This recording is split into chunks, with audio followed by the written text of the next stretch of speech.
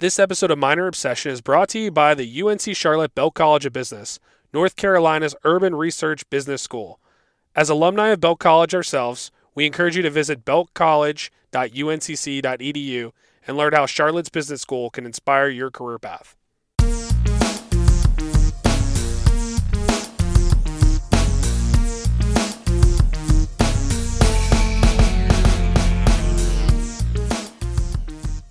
Okay, welcome everyone to another edition of Minor Obsession. Scott Lieberman and Sean Newton here, sitting with Coach Cara Consuegra, head coach of the women's basketball team. How are you doing today, Coach? I'm doing great, and I'm excited to sit down with you guys. Definitely a huge start to the season, and we'll get into all that in just a little bit, but we love to dive into people's past, give folks a chance to hear where people came from before they became Charlotte 49ers. So let's take it back. Let's talk about growing up, Cara, the basketball player before she was a coach back in Maryland. Sure, yeah. I grew up in Maryland, Mount Airy, Maryland, little small town in Frederick County, and had an awesome basketball coach growing up, Brian Matthews, who is unfortunately now passed away. But we won 53 straight games over the last 2 years of my high school career, won two back-to-back state championships, and really probably set the table for me to love the game of basketball and know that eventually I was going to get into coaching. From there I was fortunate to get a scholarship, and I played at the University of Iowa, which a lot of people were like, whoa, you're going to Iowa from Maryland? That is crazy, but that tells you what recruiting is and the craziness of recruiting. I had a great opportunity to go there. I stepped in and was able to start as a freshman. We won a Big Ten championship, went to the NCAA tournament, starting my freshman year. So it was a great experience for me in terms of a good fit. And again, just the whole time I was there, I just soaked up everything I could because I knew really early that coaching was going to be the path for me. And Iowa is a pretty storied program in terms of women's basketball. They made a Final Four appearance shortly before they recruited you, so you had to be a pretty hot commodity at that time to be recruited by a school like that. Well, I don't know about that. I appreciate that. I played really hard. I worked really hard and probably worked myself into a higher rated recruit than honestly I probably was. I mean, I think I was a top 50 recruit, but a lot of that was just my effort, my intangibles, those types of things that I hope you see when my team plays now, were all the things that kind of helped build my career as a player as well. So from there, you had a quick stint in the WNBA, and you knew you wanted to be a coach. Is that why that was quick? You didn't go international or anything playing? That's correct. So got drafted for the Utah Stars, who are now the Las Vegas Aces. So they went from Utah to San Antonio to Las Vegas. But at the time we were in Salt Lake City, and I actually played in the NCAA tournament in Utah my senior year, which was where the coaching staff of the Stars saw me play.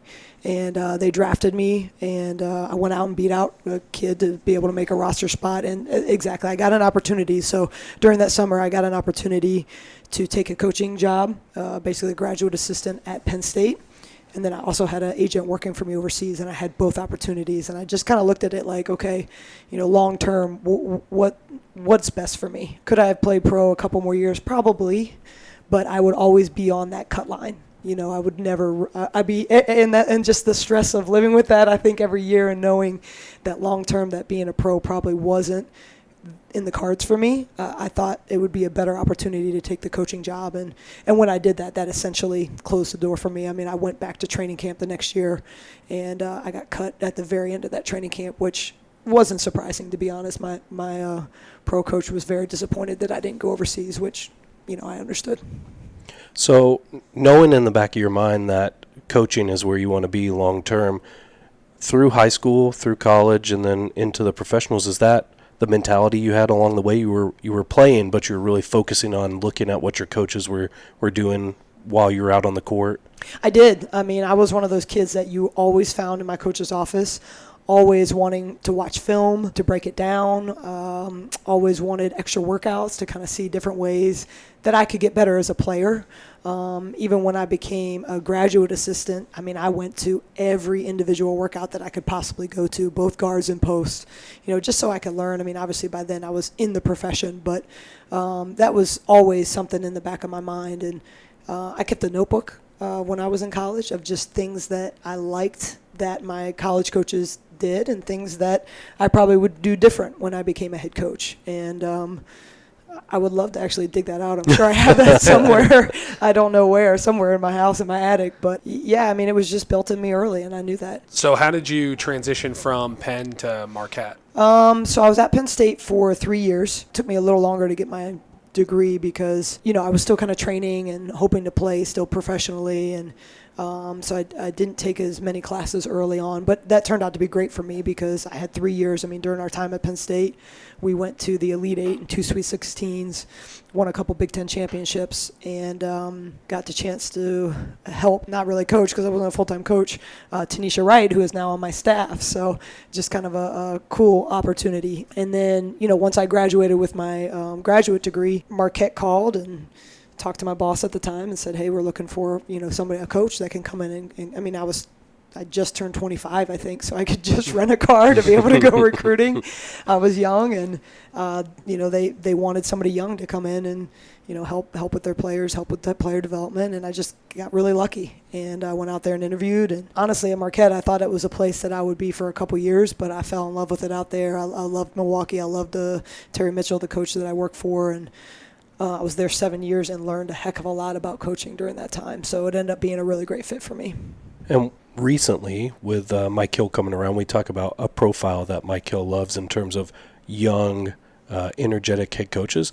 You almost set the stage for that. You were a young, energetic head coach coming to Charlotte probably earlier on in your career than you thought you'd have opportunity for something like that. How important was that to come here and take that leap into the head coaching side of things? Yeah, I agree. I mean, I was 32 years old when I was hired here. I felt like I knew what I was doing, but I probably had no idea what I was doing. It's amazing how much I've learned and how different I am 9 years later. But yeah, I mean, I knew I wanted to be a head coach, and I was at Marquette 7 years. It was my only stop as a full-time assistant. I really wasn't sure I'd get the opportunity. I thought, I'd have to go somewhere else. But yeah, just really fortunate that, at the time that was Judy Rose, and she saw something in me and gave me the opportunity to come here. And it's been cool because, and I think Mike is like this too. Like you said, he wants young, energetic head coaches, but he also gives them that environment to learn and grow too. And that's what I felt like I had here at Charlotte. I mean, I was young. I made a lot of mistakes early. There's no doubt about it. But I always had the support of everybody here to be able to learn through that and grow through being a young head coach. And I think that's part of what makes Charlotte really unique and really special. Everybody here, of course, wants to win, but again, also gives people the room to grow a little bit. And I think that's important, especially in this day and age where, people pull the plug on coaches so quickly. And I think that's unfortunate sometimes. And you came into a program here at Charlotte who had exiting coach who's pretty good in her own right, Karen Aston, and then Judy, who was a former women's coach as well and played with Pat Summitt over in Tennessee. How important was it to have that type of foundation here for you to build on? It was really interesting getting this job and having the opportunity to come here. We had a lot of talent, and we were coming off some really strong years, and really right before I think kind of things changed in the NCAA, where it made it harder for mid-majors to get into the NCAA tournament. So we were coming off a really great streak of NCAA tournament appearances or postseason appearances. And we were kind of on the tail end of that, and then I think the culture and everything changed. And so it was a really interesting time for me in terms of taking over a program that had a lot of talent, but to be completely honest with you guys, did not have a great culture, and we had to make a lot of changes to our culture. I think in my first year, we had 5 different players either leave or get dismissed from the program, which for a basketball team is a lot. It was almost half of our roster. So it was a huge turnover, but I mean, it was necessary to be honest. And so we spent a lot of time in those first couple of years just kind of changing some things, cleaning some things up. Again, and we knew in some ways we might not win as many games, although in my second year we won a ton of games. But I think you saw that more in like my third and fourth year, kind of that turnover from some of the changes that we need to make. And we knew again that we would maybe lose some games, but in the long run we felt like that would really help our program really grow, and I think we're still kind of seeing that come into fruition even now. So part of the transition was culturally. What about the transition from the A10 to Conference USA? Yeah, that was hard. I'll be completely, again, honest with you guys. That was really hard to be in a league like the A10. And at that time, the A10 was getting 3 bids in the NCAA tournament. You know, you felt like at that time, as long as you had a winning record, you were going to go to the WNIT. And then, boom, we get thrown into Conference USA. That was a completely depleted conference at that time, right? That was just the turnover from a bunch of the strong teams in Conference USA went and created the AAC, and then they kind of just plucked whoever they could find at that point to keep that conference alive. And it was hard. I mean, it was hard recruiting-wise. We would go into homes and, you know, parents and recruits were like, who do you play? Where do you play? Like, who are these teams? And you know, it was difficult. And so, again, we went through probably, again, in my 3rd, 4th, 5th year, just kind of the transition of having to rebuild our reputation in recruiting, having to, you know, steal a couple kids and do well with a few kids and take some chances on some players. And so, you know, we weathered all of that, and I think we weathered it well. And now we've come out on the other side, and Conference USA has grown tremendous. I mean, from where that league was in my first couple years in that league to where we are now, it's completely different, and has a lot more respect, both in this area and nationally. We've kind of seen sports as a whole grow in Conference USA over the past 2 to 3 years compared to what it was when we first started joining. Do you foresee women's basketball being one of those sports where we can start to get a couple teams bids to the tournament with the competition getting stronger? I hope so. I really feel that our league should be respected more on the national level. Some of that is our fault. I mean, we have some teams still in this league that are pretty low, on the low side in terms of RPI and strength of schedule, and that hurts some of us that are on the high side of that. But that has improved during our time in the league. But I think we have some great teams in this league, and I actually think this year is the strongest year that we've been. I mean, it's going to be a nightmare going through Conference USA this year, and that's a great thing. So I hope that happens. I mean, I think some of that I alluded to earlier. I just think the overall culture of the NCAA and the NCAA tournament has changed. And if you look at, you know, over the years, you know, even when I started coaching 9 years ago, there would be 7 or 8 mid-major at-large bids, and now you're looking at 1 or 2. I mean, they'll take Power 5 schools that have a losing record in conference play over a team like the feedback last year, Rice won our league, went 16-0. The feedback we got as a league is if they would have lost in the tournament, they would not have gone to the NCAA tournament. They won 30-some games, y'all. Wow. 30-some games. And so just the environment is different. The culture is different. What the NCAA is looking for is different. The money in the game is different. You know, there's a lot of things that have shifted that, but I hope that it will shift back a little bit because I think they're leaving out a lot of really great teams, not just in our league, but in a lot of leagues that are similar to us. Do you think that played a role in the expansion of the NIT tournament from 32 to 64 teams a few years ago? Do you think that was a big contributor? I think so. Because, again, there were just a lot of mid-major teams that are now left out. Like I said, my first couple of years here at Charlotte, we pretty much felt like as long as we had a winning overall record, we were going into the WNIT. And then I want to say it was maybe in my fifth year, we had a great RPI. We lost a couple games late, but we won 20-some games, and we did not get a WNIT bid, and we were shocked. We were shocked. And that's when I was like, wow, this is different now. And then I think it was right around that time they moved the tournament to more team, to taking more teams. But that's when we were really like, wow, things are completely different than what they used to be. What do you think about the Conference USA bonus play with the stack ranking and extra games that way? Do you think that is going to help positively? I know they did it last year. Yeah, it's hard to say because this is really the first time we've tried to do it similar to the men. We're not exactly like the men because we don't lock in our seed going into the last 4 games. So it's not quite the same, but that's the mentality. That's the effort to try to give, you know, some of the teams that we think are the best in the league some better games down the stretch in terms of not killing your RPI. But, you know, I don't know. I think it's hard to say until we actually go through it and kind of see, you know, the results of that. So, perfect segue. We're on a hot start right now. starting out the season really strong. How does that look as we're moving towards conference play as we close out December and move into January? Yeah, I mean, I've been pleased with our non-conference. I think our players have really shown some maturity and development from last year. I know you guys followed us last year, and we had a really up and down season until we hit February, and then we played really well down the stretch. And I think that momentum carried into this season. We're a little bit older. We made some changes, I think, to our schemes offensively, which has helped us a ton.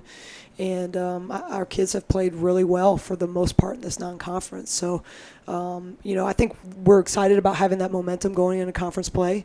But like I said, I think this is going to be the best year in women's basketball in Conference USA since I've been in the league for sure. And we start off with a brutal stretch of on the road at UAB, at Middle Tennessee, and then at Old Dominion. So we're going to find out really early kind of what we're made of. So we've got several players showing that leadership and growth that you talked about. We've got Jade, we've got Christian, we've got Octavia, Mariah. What's that growth look like to you on and off the court for all those players who have kind of gone through that adversity last year and then moved into this year? Yeah, that's a great question. Honestly, it's made my job a lot easier. This is probably the closest to a player-led team that I've had since probably my second year where we won, 26 games. And it's been cool to just kind of see that development because all those players, you mentioned Jade and Christian were transfers, but they've still been in the program now 3 years. And Tay and Mariah are players that played a lot as a freshman, and you kind of had to see them go through those growing pains, and see us go through those growing pains with them. But now you've got that group of kids who have had a ton of experience. And, you coaches say this all the time, and it sounds like a cliche, but it's so true. You can't teach that experience. You just have to go through it so that kids, have been through it and have seen it and have seen different situations. And, I mean, last year, if you would have watched us, was pretty much the same group of kids. Take out Lyra Ventos, our point guard from last year, but otherwise the same group of kids. Like when I watch film of, like last night, I watched our UAB games because we're getting ready to play them, and I was like, this team, who is this team? Like, these are the same kids. We were terrible. Like, we were awful. Like, you could see it on film. Like, just not understanding the game, time, score situations. Like, you could see the reads that they just couldn't make that we're making now. And it's just like, when you go back and look at it almost a year ago, it's like, holy moly, this team has grown, so much. And, some of that is, learning the game, but a lot of it is just, stepping up as leaders and being coachable and, going 2 feet in and buying into everything that we're doing. And they've done a tremendous job, and I think it would be short-sighted not to call out Jade Phillips as the leader in that. I mean, she's our unquestionable leader. And, last year was hard for her being her first year playing. She wanted to be a leader, but there were things that she wasn't always sure about, right? Her first time, she had her redshirt year, but then this is the first time actually playing for us. And so it was hard for her to really take control of that leadership role completely because she wasn't always sure if she was right. And so now in her second year, obviously being a senior, being a really experienced kid, like she has no doubts about it, and she's taking control of that leadership role. And she's all in, and our kids follow her. They listen to her. At the same time, they're not, she's great at also saying my bad if she makes a mistake, which is a huge, huge, important, positive thing that a leader needs to have. And I think she's raised everybody's game, both on and off the court. And speaking of leadership, we have 2 new members to your staff as well for this year. We've got Sierra Gregory, one of the most prolific scorers in Charlotte history, and then we've got Nikki West, who is building a family empire here with the 49ers. How's the addition of those 2 been for helping this team as well? It's been great. I'll start with Nikki. Just really fortunate that she kind of fell into my lap, obviously with Marcus being here. And when I lost Joanna Luca White, who had been with me for most of my career here, obviously it was a huge hole lost on my staff. And, I'm thinking in my mind, like, who can I get that has that type of experience, who's developed post players, that we can afford? Like, it's just a lot of things. And, again, just really fortunate that Nikki was already here, had been out of the game for a year, obviously to make that commitment to be with Marcus. And I texted her. I said, hey, meet me for coffee, because I didn't know Nikki. I mean, I knew of her. I'd seen her around, of course. We had played NC State, but I didn't know her. And I don't really like to hire people I don't know, to be honest. So I just texted her and said, hey, let's meet for coffee. So we met up at the Panera right by campus, and we probably talked for a little over an hour. And I walked out of that meeting. I said, if I can get her, that's who I want. And it worked out, and she's done a great job just being able to slide right in. Obviously with somebody of her type of experience, you're not spending a lot of time. She's had to learn our system because she came from working for one person her entire career. So she's had to learn me and our system and kind of what I want. But otherwise, it's been a really smooth transition, which has been huge for us in terms of, you look at our success that we've had so far this year. She's been a big part of it because of her easy transition. And Sierra Gregory has just been, fun to have back. She was a kid that I loved coaching. Now, we had our differences at times. There's no doubt about it. She's a kid that you love to watch as a fan because she's shooting up crazy shots. She's taking deep threes. There's not a shot that she ever sees that she doesn't like. So sometimes as a coach, you don't always like that. But I always loved her confidence, and she has just brought, I think, just a great bridge between myself and the players, because she can look and be like, I played for Coach. Like, this is why she's doing what she's doing, or this is what she wants. Or I think she can kind of help them to understand that a little bit more than obviously somebody who hadn't played for me. So Sierra played for you, but here's a fun question for you real quick. Cara in her prime, Sierra in her prime. Who's winning that one-on-one battle? Oh, me, no doubt about it. And that's because I know C's player personnel. Absolutely. I'm going to run her off the line. I'm not going to let her shoot a three. I'm going to make her go left. No doubt. I got it. We're going to have to interview her and see what she says. See what she says. What about right now? Yeah, she'd get me on that. If we played half court, I might be able to hang with her. Make it, take it, and just keep on a roll. Yeah, because, as a graduate manager, I can use her in practice, so she's been practicing a ton. And she's in good shape. She's in mid-season form. She's getting there. She's getting there. It took her a little bit, but she's getting there. So you've been with the program now for 9 years. What's your favorite moment? Ooh, that's a great question. My second year was fun. We won a ton of games that year, and I think what was really cool about that year is I still had a group of kids that I didn't recruit, and my first year, y'all, was tough. We talked about how I probably had to turnover about 5 kids off that roster, and just a lot of fighting, not buying in, fighting in terms of fighting me being the coach. And then we step into that second year, and I had 3 great seniors, Jennifer Haley, Amanda Dow, and Jay Forney. And those 3 just basically decided, okay, we're senior, this is our coach, and we're all in. And, man, they were fun to coach. We won 13 straight games, I think, to end that season. Should have gone to the NCAA tournament. That was another time that we thought that we totally got screwed, to be honest. And but that was probably one of my favorite moments, just to see that team come together and to kind of be like, oh wait, okay, I can do this. Like, we can do this. We can get us going in the right direction. So I think that was one of my favorite moments. We played an Education Day game a few years ago where we played Western Kentucky. Western Kentucky over the years has won the league several times, and we made a basket at the buzzer to put it to overtime and ended up winning that game. And that was a big moment for us to say, okay, we can beat some of the best teams in this league. We had a very similar moment to that 2 years ago when we beat UAB at UAB. And so I think just kind of those types of things where you see, all your hard work come together and them to get it.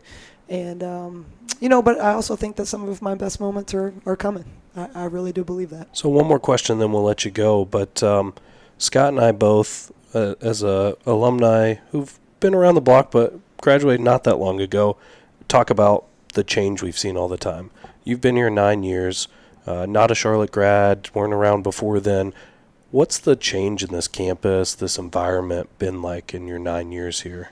I've never seen anything like it, I can tell you that. I mean, it's just been incredible to think about when I started here, which everything was beautiful then. I mean, that's part of what drew me here to Charlotte. Is you walk on campus and you say, you can recruit here. I mean, just get kids on campus.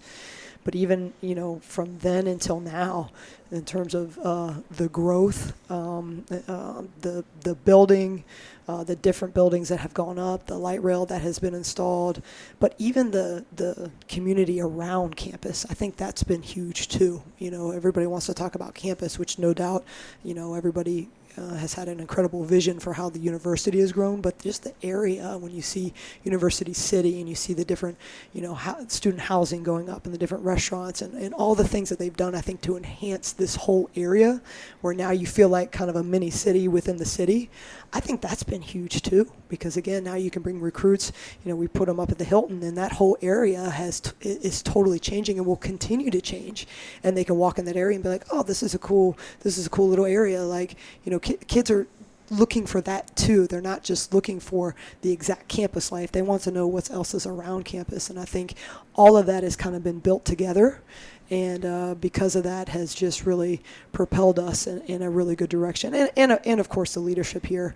I'm going to be sad to see Chancellor Dubois go. I think he has done just an incredible job in terms of his vision of how to grow this university. But I know that they'll hire, obviously somebody great for that spot. But, Mike has done, again, an incredible job building off the good things that Judy did and changing some things that needed to be changed. And it's just an exciting time. It's certainly an exciting time. I love the new people that have come into the department, and I think we're all moving in the same direction, and that's a pretty cool thing to see. Thank you very much for taking the time to sit down with us. We really enjoyed catching up with you. And absolutely. Looking forward to seeing the rest of the season as we move into conference play and beyond. Well, I appreciate the support, not just from my program, but I listen to the podcast all the time, and you guys do just a great job, telling the right stories about what we're doing around here, and we appreciate it. Well, thank you. Thank you very much.